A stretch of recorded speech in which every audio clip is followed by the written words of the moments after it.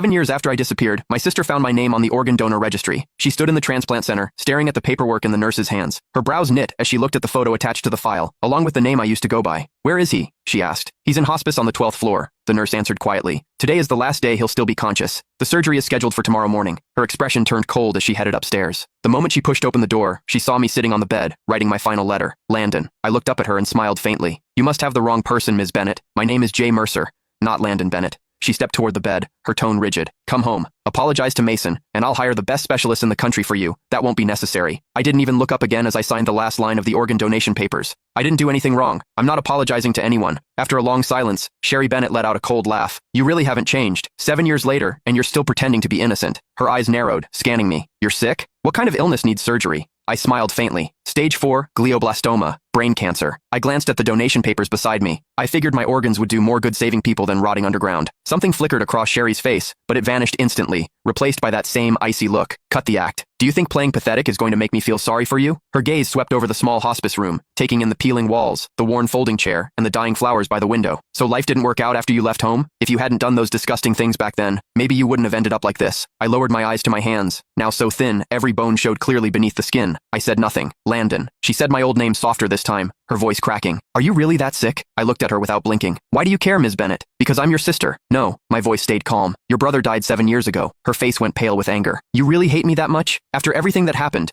Are you seriously pretending you weren't the one who enough?" I cut her off. "You didn't come here to dig up the past. Say what you actually came to say." She opened her mouth, then hesitated, completely speechless. I gave a soft laugh. "Let me guess. Mason needs a new liver, doesn't he?" Sherry didn't answer. She didn't have to. The way her eyes avoided mine told me everything. I leaned back against the hospital bed, laughing under my breath. "So, that's it. After 7 years, he finally remembered he had an older brother. Today, you came here to ask for my liver?" "Not ask," she corrected sharply. "It's your duty. You agreed to donate before, and Mason needs you again now. He's your brother." I stared at her, amused by how ridiculous she sounded. "Sherry, when you kicked me out 7 years ago, why didn't you remember I was his brother then?" "That was your own fault," she snapped. "If you hadn't done those horrible things to Mason, if you hadn't framed him, I never would have kicked you out." Her voice shook with fury. "You're still lying. Still acting innocent. You think disappearing for 7 years erased what you did?" I slowly closed my eyes as numbness spread through my chest. Even now, she never doubted him. To her, I was always the villain. "Please leave. I need to rest." She grabbed my shoulder hard enough to hurt. "Listen carefully. Mason needs your liver." I opened my eyes, looking at her calmly. "Then he can wait for someone else. My organs are already promised to strangers." Her whole body shook with anger. "How can you be so heartless? Mason saved my life back then.